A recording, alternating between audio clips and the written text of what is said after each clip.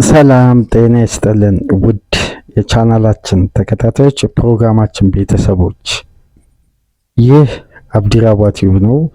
ፕሮግራማችንን ላይክ፣ ሼር፣ ሰብስክራይብ በማድረግ ተደራሽነታችንን ተደማጭነታችንን እንዲሁም ቻናላችንን እየተቀላቀላችሁ ከኛ ጋር እንዲሰነብቱ በአክብሮት እየጋበዝን አራተኛው ክፍል ፕሮግራማችን ትኩረት የሚያደርገው ወደ ለንደን እዛው ቆይታ አድርገው ወደ ለንደን ኦሎምፒክ ስቴዲየም ዌስትሃም በሜዳው የፔፕ ጋርዲዮላ ማንቸስተር ሲቲ ያስተናግዳል። አጠር ያለ ቆይታ በዚህ ፕሮግራም የምናደርግ ይሆናል። በተለይ በዋንጫ ፉክክሩ ላይ አዲስ ጉዳይ ልንመለከት እንችላለን ወይ? ዛሬ ምሽት አርሴናል ከፔፕ ጋርዲዮላ ማንቸስተር ሲቲ ቀደም ብሎ ነው ጨዋታው የሚያደርገው።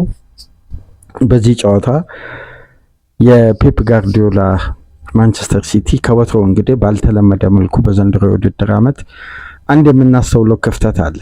ቀደም ብሎ ሲጫወት በቂ አድቫንቴጆችን እየተጠቀመ አለመሆኑ፣ በኋላ ላይ ሲጫወት ደግሞ ውጤትም ሰምቶ ገብቶ ሪያክት አንዳንዴ የሚያደርግባቸው ጨዋታዎች በጣም ከፔፕ ሲቲ የማንጠብቃቸው ውጤቶች ይመዘገባሉ። ስለዚህ ፔፕ በሁለቱ ቀድሞ በተጫወተባቸው በርካታ ጨዋታዎች ውጤታማ ቢሆንም ነገር ግን በአንዳንድ ጨዋታዎች ቀደም ብሎ መንሸራተት ያሳይና ለሚካኤል አርቴታ ፔፕ ጋርዲዮላ እንግዲህ አድቫንቴጆችን እየፈቀደ ያለ ቡድን ነው። አርቴታም እንግዲህ በዘንድሮ የውድድር ዓመት ዋንጫ ለማሸነፍ ሲሪየስ መሆኑን ተከትሎ የሚያስፈልጉ ቱሎችንም በአግባቡ እየተጠቀመ ያለ ነው የሚመስለው። ከጨዋታ ጨዋታ ተለዋዋጭ በሆነ ባህሪ የማይገመት የጨዋታ አፕሮች አብዛኛውን ደቂቃዎች ላይ አርሴናል የሚቆይበት የጨዋታ ስትራቴጂ ከወትሮ ለየት እያለ አሁን ወደ ቀድሞ ሪትሙ እየተመለሰ ነገር ግን የዋንጫ ሜንታሊቲን የበለጠ ያጎለበተ ያለበት ስትራቴጂ ነው እየተመለከትን የምንገኘው። እነዚህ ጉዳዮች እንግዲህ የፔፕ ጋርዲዮላ ማንቸስተር ሲቲ የትራንዚሽን ዓመት እንደሆነ በብዛት ይገለጻል። ግን ፔፕ የሚታወቀው ቡድኑን ትራንዚሽን ላይ ቢያስገባ እንኳን በስኬት ትራንዚሽን የሚያደርግ ልዩ የሆነ አሰልጣኝ ስለሆነ ኤክስፔክቴሽኖች አሉ በሲቲ ደጋፊዎች በኩል። ግን በአንድ ሳምንት ውስጥ ያልተጠበቁ የውጤት ለውጦች ነው የተፈጸሙት በማንቸስተር ሲቲ በኩል በአንድ ሳምንት ባልሞላ ጊዜ ውስጥ። ያለፈው ሮብ ምሽት በሜዳቸው ከኖቲንጋም ፎረስት ጋር ነጠብጣሉ፣ ኤፍ ኤ ካፕን አሸነፉ። ከዛን ያለፈው ረቡ ደግሞ በተመሳሳይ ከሜዳቸው ውጭ በሳንቲያጎ በርናባዮ ከረፍት በፊት በተቆጠረ 3 ግብ የፔፕ ጋርዲዮላ ማንቸስተር ሲቲ ሽንፈት አስተናገደ ከሪያል ማድሪድ ጋር። በሁለት ግዙፍ ውድድሮች ፔፕ በአንድ ሳምንት ውስጥ መንሸራተት አሳየ፣ በሻምፒየንስ ሊግ እና በፕሪሚየር ሊግ። አሁን ሁለቱን ጉዳይ ቀይሮ በድጋሚ በዋንጫ ፍክክሩ ላይ መቆየት፣ የዩኤፋ ሻምፒየንስ ሊግ ቀጣይ ማክሰኞ የሚደረገውን ጨዋታ ታሳቢ እያደረገ ፔፕ አንድ ውድድር ላይ በቋሚነት መወዳደር ሊመርጥ የሚችልበትም ሳምንት ከአድቫንቴጁ እንደወጣ በአብዛኛው ፐርሰንት የሚታየው ሻምፒየንስ ሊግ እግር ኳስ አለ። 3-0 የመቀየር አድቫንቴጅ ከመካከለኛ ቡድን ሚድል ክላስ ጋር ቢሆን የፔፕ ጋርዲዮላ ማንቸስተር ሲቲ ላይ 3 ግብ ምንም ማለት ሊሆን ይችላል፣ ምንም ማለት ላይሆን ይችላል። ወይም ፔፕ ጋርዲዮላ የመቀየር አቅም እንዳለው ሊታመን ይችላል። ማድሪድ መሆኑ በቀጣይ ጨዋታዎች የሚመለሱ ሱፐርስታሮች መኖራቸው የዚህን ጨዋታ ክብደት ከፍ ሊያደርገው ይችላል ለፔፕ ጋርዲዮላ። ይልቁንስ መንሸራተት በሌለበት ሰዓት ተንሸራቶ አድቫንቴጁን ወደ 7 ነጥብ ያሰፋበት የእንግሊዝ ፕሪሚየር ሊግ ግን በድጋሚ ትኩረት ለመስጠት የዛሬ ምሽቱ ጨዋታ ከነዛ ሁለት ግዙፍ ውድድሮች ላይ ከተንሸራተተ በኋላ በድጋሚ በፕሪሚየር ሊግ የማንሰራራት ባህሪ ለማሳየት ዌስትሃምን እንግዲህ ፔፕ ጋርዲዮላ ባለፉት 17 ጨዋታ 16ቱን ማሸነፍ የቻለውን ቡድን ዛሬ ምሽት በለንደን ኦሎምፒክ ስቴዲየም 5 ሰዓት የሚያደርግ ይሆናል። ታዲያ ዛሬ ምሽት ምን አይነት አጋጣሚ ሊፈጠር ይችላል? አብረን በጋራ የምንመለከተው ነው። ከዚህ ጨዋታ በፊት ግን ፔፕ ጋርዲዮላ የሰጠውን ጋዜጣዊ መግለጫ አብዛኛው እግር ኳስ ቤተሰብ እየተስማማ ነው የሚገኘው። ይህንን ጨዋታ የምንሸነፍ ነጥብ የምንጥል ከሆነ 100% ከፕሪሚየር ሊጉ የዋንጫ ፉክክር ወጥተናል፣ ይህንን እናረጋግጣለን የሚል አስተያየት ሰጥቷል።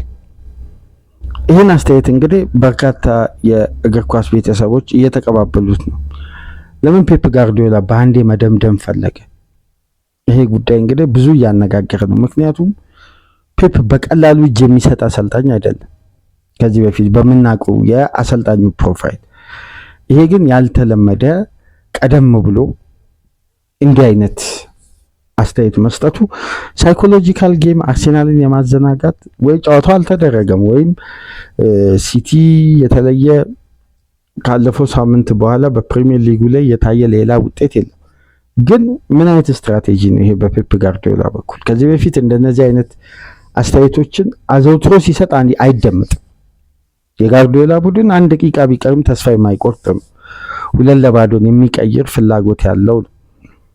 ስለዚህ ምን አይነት አስተያየት ነው ጋርዲዮላ እንዲህ ብሎ አስተያየት መስጠቱ በአብዛኛው የእግር ኳስ ቤተሰብ እንግዲህ ብዙ ግርም ተፈጥሯል። ግን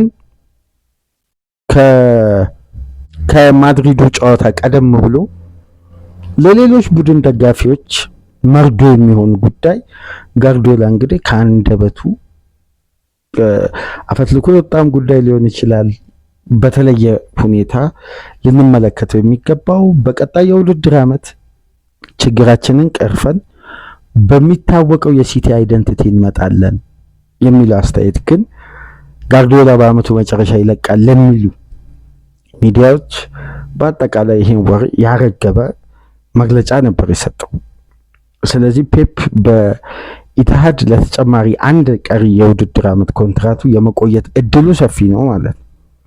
የሚቆይ ከሆነ ይህን የውድድር ዓመት ታሳቢ ያደረገ ለቀጣይ የውድድር ዓመት ጥሩ ዝግጅት የሚያደርግበት የትራንዚሽን ዓመትም ከሆነ ጋርዲዮላ እንግዲህ ረጅም ርቀት በሁለቱም ውድድሮች ይጓዛል የሚለው ጉዳይ ጥያቄዎች ሊገባ ነው። ለምን ስትራቴጂው ለቀጣይ ግን የዛሬ ምሽቱ ጨዋታ ፔፕ 3 ነጥብ የሚያገኝ ከሆነ በዋንጫ ፉክክሩ ላይ የበለጠ የሚቆይበት ለቀጣይ ለዩኤፋ ቻምፒየንስ ሊግ የሪያል ማድሪድ ጨዋታ ጥሩ መነቃቃት ሳይኮሎጂካል ግንባታ አድርጎ የሚመጣበት ነው። ምክንያቱም ሲቲ እንደዛ አይነት ደካማ የታክቲክ የበላይነት የጨዋታ ስትራቴጂ ተጠቅሞ በዛ ደረጃ ብልጫ ተወስዶበት ታክቲካል የበላይነት ተወስዶበት የፔፕ ቡድን አይሸነፍም። በተለምዶ በባህሪ ደካማ በነበረበትም ዓመታት ውስጥ እንደዛ አይነት ስትራቴጂ አይታይም። ግን ያ በርካታ ጉዳዮችን በመወያያነት ያጋለጠ የማንቸስተር ሲቲ በተለይ የመጀመሪያ 45 ፐርፎርማንስ ነበር።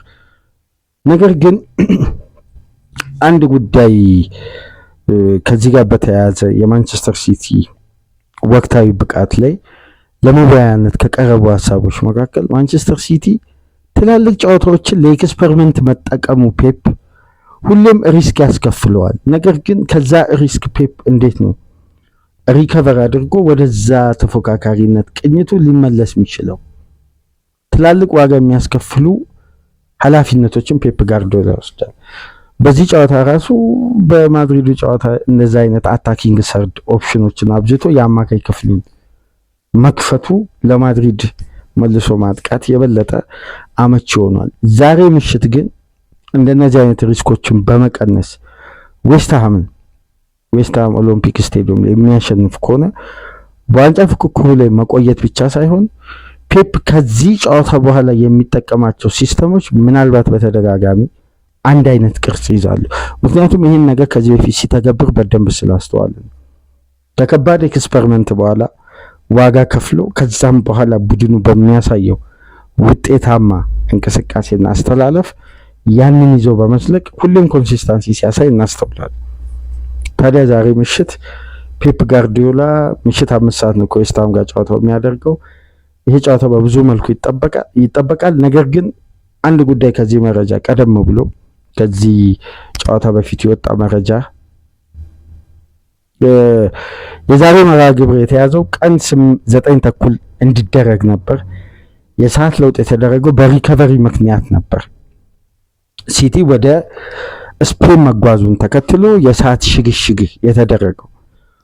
ሁለተኛ ጉዳይ ግን ማንቸስተር ሲቲ እና አርሴናል ከየትኛውም ቡድን በላይ በአራት ውድድሮች እየተጫወቱ መሆናቸውን ተከትሎ ከፍተኛ ኦቨርሎድ ፋቲግ በቡድን ስብስባቸው ላይ እየተስተዋለ ነው። ሁለቱም ቡድኖች ላይ የመዛልና የመዳከም ይሄ ጉዳይ ዋጋ እያስከፈለው ይመስለኛል። የፔፕን ቡድን ከተደራራቢ ጨዋታ ጫናና ያለ ረፍት የሚደረግ በተለይ በአጭር ሪከቨሪ ጊዜ የሚደረግ ጨዋታ ታዲያ የዛሬ ምሽቱን ጨዋታ ፔፕና ተጫዋቾቹ ከሻምፒየንስ ሊግ ሽንፈት ለማገገም ምን አይነት ምላሽ ይሰጣሉ? ወይስ ፔፕ በድጋሚ ዛሬ ምሽትም ነጥብ ይጥል ይሆን?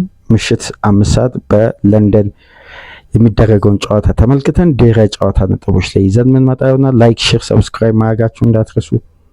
ከሀገር ውጭ የምታደምጡ በሱፐር ስቲከር፣ በሱፐር ቻት፣ በሱፐር ታንክስ ድጋፍ አድርጉ።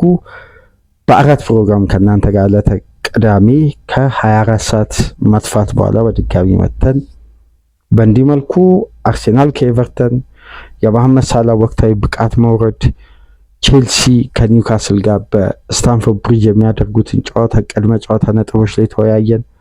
በዚህ ፕሮግራም ደግሞ የፔፕ ጋርዲዮላ ማንቸስተር ሲቲ ከበርናባዩ ሽንፈት ለማገገም ዛሬ ምሽት ወደ ለንደን ኦሎምፒክ ስቴዲየም ተጉዞ የኑኖ ስፒሪቶ ሳንቶስ ዌስትሃምን ይገጥማል። ከዚህ ጋር በተያያዘም አጠር ያለ ቆይታ አደረግን። መልካም የረፍት ቀን እንዲሆን ተመኘን። ሰላም ቆዩ።